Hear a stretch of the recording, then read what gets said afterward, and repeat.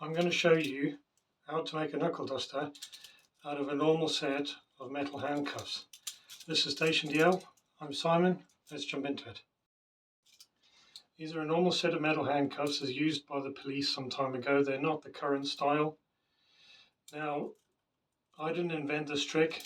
The trick probably came about by the people who used to carry these, but I'm not casting any aspersions because I don't really know where it came from. But let's get a close up and I'll show you how to do it. And for this trick you will need the key, because I'll show you why. So this is what we start off with. Get them opened. Now the first one you want to put down, these only take, because of the size of them, they only take 3 fingers. So you need to get that comfortable in your fingers like that. The teeth on that side into your thenar muscle of your thumb there. And I'll show you why a bit later. So that's comfortable for me. So where the key comes into it, you need that little spiky there. Push in there to the double lock. That now locks that in place, which means that that's not going to close on your fingers, which is why you need the key. Because if you forget to do that, these can close and crush your fingers. So let's get the second one in. You open it up. Top bit goes through the other ones, so the set are locked together. So you need to push the teeth around again into the thenar bit of your thumb. You position the chain on the outer part of your hand. Now these are a little wide, so I'll tighten that one in there. So that is now in position and comfortable for me. So again, I press the double lock in there to make sure that they don't all close on my fingers. Put them back in your hand. Remember, teeth on this side, chain and swivel on that side. Now you hold knuckle dusters in that position there over those knuckles.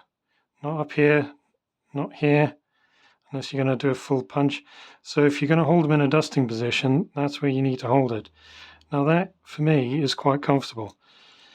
So you see there's some space over the knuckles there between the knuckle and the top of the cuffs. So when I hit, I'm not going to be damaging my knuckles. And that is not going to be digging into my hand too much. And the teeth are not going to be gouging skin out of there. So as you can see, there's a bit of space. And anyway, when you dust, you do that kind of dusting motion over whatever you're hitting. So that effectively is the outside of the duster. That is hard metal, which is a lot harder than your knuckles. And yes, it's pressing in there a bit, but that's rounded off and that's fairly smooth, so that's not going to tear any skin there. So that there is them all set up. Now, I presume this little trick was used by the people who used to carry these because they weren't allowed to carry illegal weapons. But they needed something to, shall we say, persuade people to talk back in the day.